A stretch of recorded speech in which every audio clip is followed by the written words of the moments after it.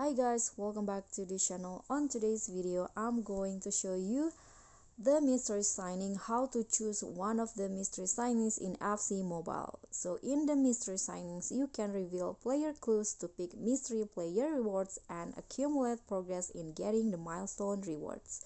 So in this edition, there are two players that you can choose. The first one, the A, is Amrabat, and the second one is Gruezo. So they have the same position and also the same 90 OVR, so you can just choose your favorite. For example, here I'm going to choose Amrabat. Click on the box and click on the free button. Wait until it's opened.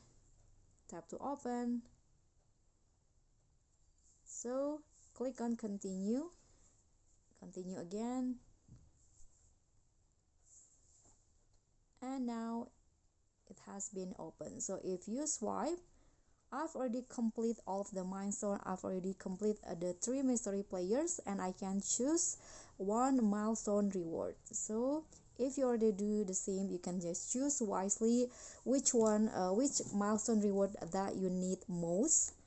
And that's all from me. Thank you so much for watching. Don't forget to like, comment, and subscribe. Also click on the thanks button. Enjoy the game.